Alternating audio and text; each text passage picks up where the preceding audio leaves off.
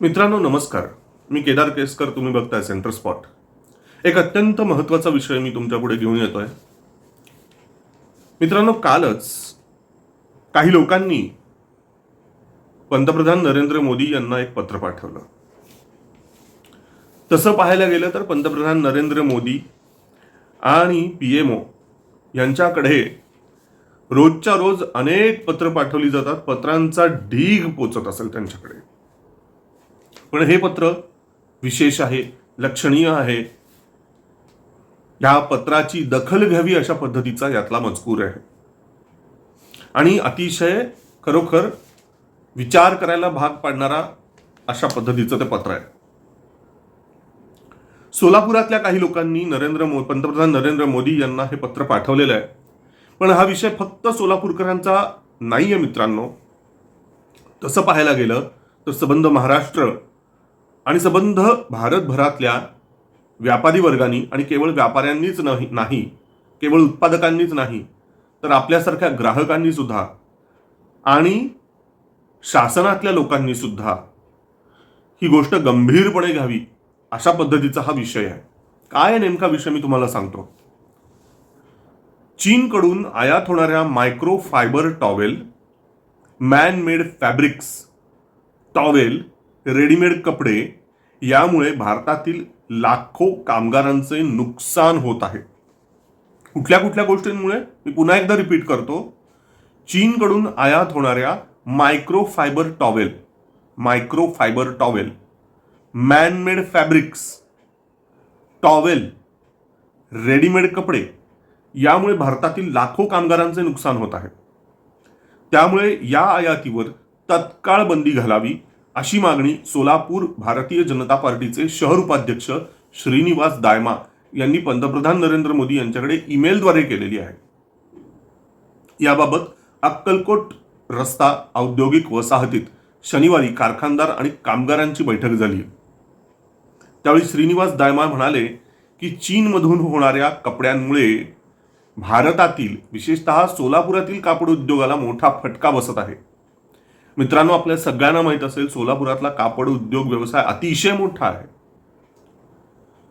सोलापुरात निर्माण होणारे टॉवेल असतील, सोलापुरी चादरी असतील, ती सोलापूरची ब्रँड आहे, सोलापूरची ओळख आहे. सोलापुरी चादर, सोलापूरचा टॉवेल, सोलापुरातला कापड व्यवसाय. मात्र अशा या सोलापुरी वस्तूंनाच जबरदस्त फटका बसतोय चीनी वस्तूंमुळे, चीनी उत्पादनांमुळे. चीनहून भारतात येणारा माल हा तेथील निर्यात करणारे व्यापारी भारतातील व्यापाऱ्यांना कमी रकमेचे बिल करून पाठवत आहेत. काय गेम करतात बघा हे लोक. चीनहून भारतात येणारा माल तेथील निर्यात करणारे व्यापारी भारतातील व्यापाऱ्यांना कमी रकमेचं बिल करून पाठवतात. म्हणजे मूळ बिल असतं मोठं, पण कमी रकमेचं बिल पाठवतात. तसेच उर्वरित जो काही पैसा आहे तो हवाला मार्फत पाठवले जातात. म्हणजे बिल छोट्या रकमेचं पाठवलं जातं. म्हणजे ऑफिशियली ते जे बिल असतं, जे भारतातून चीनमध्ये त्या बिलाच्यासाठीचे पैसे पाठवले जातात, ते कमी रकमेचं बिल दाखवलं जातं. मात्र अर्थातच कमी पैशात चीन थोडी ना त्या वस्तू विकणारे भारताला. उर्वरित जी रक्कम आहे ती हवाला मार्फत पाठवावी लागते चीनकडे. त्यामुळे होतं काय की कर चुकवेगिरी होते. कर चुकवण्याचे धंदे आहेत मित्रांनो. परिणामी भारत सरकारला मिळणारा मोठा कर म्हणजे रेव्हेन्यू हा लपवला जात आहे जाणीवपूर्वक. या संपूर्ण प्रकाराची चौकशी करून दोषी व्यापाऱ्यांवर कारवाई करावी. तसेच चीनमधून येणाऱ्या मायक्रोफायबर टॉवेल आणि मॅनमेड फॅब्रिक्सवर तत्काळ बंदी घालावी. या बैठकीस भाजप शहर उपाध्यक्ष श्रीनिवास दायमा, निलेश फोफलिया, श्रीनिवास दुभास, गजानन बोकडे, सदानंद कोडम, श्रीनिवास कामुनी, नागेश गुंडला, देव सानी, कमल फोफलिया आदी उपस्थित होते. मित्रांनो, आणखीन एक ह्याच्यातली महत्वाची गोष्ट अशी आहे की जवळजवळ सोलापुरातल्या 2 लाख जणांना ह्याचा फटका बसतो आहे. सोलापूर शहरात टॉवेल, रेडीमेड कपडे आणि इतर कपडे उत्पादनाचा कोट्यवधी रुपयांचा व्यवसाय आहे. अनेक वर्षापासूनचा हा व्यवसाय आहे. अनेक घरं त्यावर अवलंबून आहेत. चीनमधून करचुकवेगिरी करून भारतात येणाऱ्या सुमार दर्जाच्या टॉवेल आणि कपड्यांमुळे सोलापूर शहरातील या उत्पादनांना असलेली मागणी थंडावलेली आहे. ही धोक्याची घंटा आहे, धोक्याचा इशारा आहे मित्रांनो. एकेकाळी सोलापूर म्हणजे पूर्व दिशेचं एक खूप मोठं औद्योगिक केंद्र बनलेलं होतं. गिरण्यांचं शहर होतं आणि या सोलापुरातल्या गिरण्या एक एक करत बंद पडल्या. या कापड गिरण्या ज्या होत्या त्या बंद पडत गेल्या. लक्ष्मी विष्णू मिल असेल आणि अजून कित्येक मिल्स असतील, त्या बघता बघता बंद पडल्या.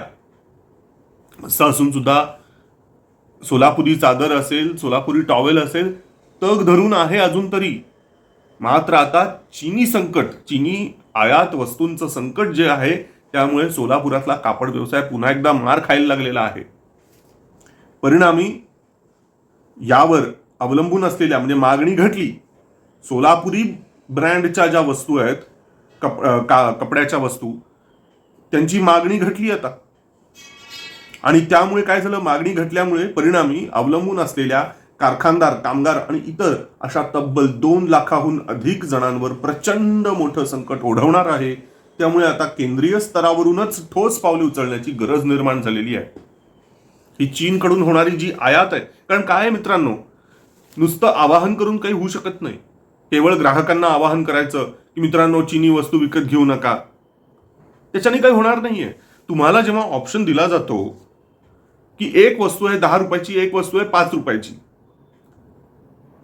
तुम्ही कुठली वस्तू घ्याल? तुमची गरज भागेल अशी जर 5 रुपयाची जर ती वस्तू असेल तर नॅचरली तुम्ही 5 रुपयाची वस्तू घ्याल. तुम्ही कशाला उगाच 10 रुपयाची वस्तू घ्याल? नेमकं तेच होतंय. चीनी मालामुळे डम्पिंग होतं इथे, आणि डम्पिंग होतं, कर चुकवेगिरी होते, आणि चीनमधले इतर वेगवेगळ्या पद्धतीचे म्हणजे कामगार विरोधी धोरणं आहेत तिथली. त्यामुळे चीनी वस्तू ही स्वस्त असते. परिणामी ग्राहक जो आहे त्याला तुम्ही कितीही आवाहन केलं की चीनी माल विकत घेऊ नका, चीनी माल निकृष्ट दर्जाचा असतो, भारतीय वस्तू घ्या, भारतीय वस्तू घेतल्या तर भारतीय उद्योजक टिकतील, भारतीय कारखानदार, भारतीय कामगार, भारतीय उद्योग, आणि आपला पैसा भारतातच राहील, असं किती जरी आवाहन तुम्ही केलं तरी सुद्धा मनुष्य स्वभाव असा आहे की महागड्या वस्तू घेण्यापेक्षा स्वस्त वस्तू घेण्याकडे कल असतो आपला. त्याच्यामुळे हे आवाहन सर्वसामान्य गिराहिकांना करून चालणार नाही. तर योग्य गोष्ट केली भारतीय व्यापाऱ्यांनी आणि उत्पादकांनी सोलापुरातल्या. त्यांनी एकत्र येऊन एक पत्र लिहिलेलं आहे पंतप्रधान नरेंद्र मोदी यांना की केंद्रीय पातळीवरनं काही ठोस उपाययोजना व्हायला पाहिजे. ठोस उपाययोजना याचा अर्थच असा, हे जे आयातदार आहेत, चीनमधून वस्तू मागवणारे, त्यांच्यावर कडक निर्बंध लादले पाहिजेत, त्यांच्यावरती पाळत ठेवली पाहिजे. पत्रात म्हटलेलं आहे की ठोस उपाययोजना करावी केंद्रीय पातळीवरून. पण बहुतेक काय केलं जाईल तर खरोखरच अशा पद्धतीची कर चुकवेगिरी होतीये का याचा पडताळा भारतातल्या ज्या वेगवेगळ्या तपास यंत्रणा आहेत त्यांच्या माध्यमातून, ईडी असेल, इतर कित्येक तपास यंत्रणा आहेत, त्यांच्या माध्यमातून या सगळ्या आयातदारांच्या वरती लक्ष ठेवलं जाईल.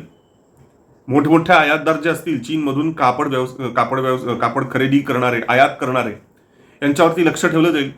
हा ट्रेड, हा व्यापार नेमका कशा पद्धतीने चालतो, कर चुकवेगिरी याच्यात त्यांनी सांगितले त्या पद्धतीने खरोखर चालते का, इतर काही धागेदोरे सापडत आहेत का, ह्यांचे हँडलर्स कोण आहेत, हवालामार्फत इथनं जर का वेगळा पैसा जात असेल तर तो नेमका कसा जातोय, त्याला काही टॅप लावता येईल का, त्यावर काही अंकुश ठेवता येईल का, या पद्धतीने कदाचित केंद्र सरकारनी जर लक्ष घातलं, ही बाब जर का सिरियसली जर घेतली, तर वेगवेगळी आयुध केंद्र सरकारच्याकडे आहेत, ज्या माध्यमातून शेवटचा पर्याय तर अगदी स्पष्ट आहे की एक अध्यादेश जर का काढला, एक नियम जर का भारत सरकारने काढला की चीनकडून आम्ही कापड खरेदी म्हणजे कापड आयात होऊ देणार नाही, किंवा त्याच्यावर इतकी ड्युटी आम्ही लावू, इतका सरचार्ज लावू, असं केलं तर चीनमधून येणारं जे कापड आहे, भारतात येणारं रेडीमेड कापड असेल, टॉवेल असेल, मायक्रोफायबर असेल, अशा पद्धतीचे जे उत्पादनं चीनमधून येत आहेत त्याच्यावर सरचार्ज लागेल, मोठी ड्युटी लागेल, आयात कर भरायला लागेल मोठा, जेणेकरून चीनी माल हा महाग बनेल. चीनी माल जर भारताच्या बाजारपेठेत जर महाग बनला भारतीय वस्तूंच्या पेक्षा, तर ऑटोमॅटिकली भारतीय ग्राहकांना भारतीय वस्तूच घ्यायची इच्छा होईल आणि त्यामुळे भारतीय उत्पादक, भारतीय कामगार हे वाचतील, तरतील, आपले ब्रँड टिकून राहतील आणि भारतातला पैसा भारतातच राहील. तर पीएमओ आणि पंतप्रधान श्री नरेंद्रजी मोदी, त्यांच्या अधिपत्यात असलेले इतर मंत्रीगण आणि लघु, मध्यम आणि अवजड उद्योग मंत्री, सूक्ष्म, लघु आणि मध्यम मंत्री आणि अवजड उद्योग मंत्री, कापड व्यवसायाचे मंत्री, या सगळ्यांना माझं आवाहन आहे. आणि केवळ केंद्रीय पातळीच नाही तर राज्य पातळीवरती सुद्धा मुख्यमंत्री श्री एकनाथजी शिंदे, उपमुख्यमंत्री अजितदादा पवार आणि उपमुख्यमंत्री देवेंद्र फडणवीस साहेब, सगळ्यांना आवाहन आहे माझं की आपण पर्सनली या विषयामध्ये लक्ष घाला. दोन कारणासाठी. एक तर 2 लाखाहूनही अधिक लोकांचा जीव, हे 2 लाखाहूनही अधिक लोकांची पोटं, त्यांची कुटुंब ही या सगळ्यावरती अवलंबून आहेत. हे एक. आणि दुसरं म्हणजे भारताचं राष्ट्रहित पणाला लागतंय, हे होता कामा नये. त्यामुळे कृपा करून आपण यामध्ये पर्सनली लक्ष घाला आणि काय तो ह्याच्यातनं तोडगा काढा. भारताचं राष्ट्रहित कसं साध्य करता येईल, भारताच्या शत्रूंना ह्याच्यातून फायदा कसा मिळणार नाही, एवढं कृपा करून पहा. हा व्हिडिओ मी इथंच थांबवतो. आपल्याला या व्हिडिओच्या संदर्भातनं, या विषयाच्या संदर्भातनं कुणाला काहीही सूचना असतील, काही प्रश्न असतील किंवा काही आपल्याला सुचलेल्या काही कल्पना असतील तर कृपा करून आपण कमेंट सेक्शनमध्ये व्यक्त व्हा. हा व्हिडिओ आपल्याला आवडला असेल तर आपण हा पुढे पाठवा, शेअर करा, फॉरवर्ड करा. आपल्या संपर्कात कोणी उच्चपदस्थ असतील सरकारमधले तर कृपा करून हा व्हिडिओ त्यांच्यापर्यंत पोचवा.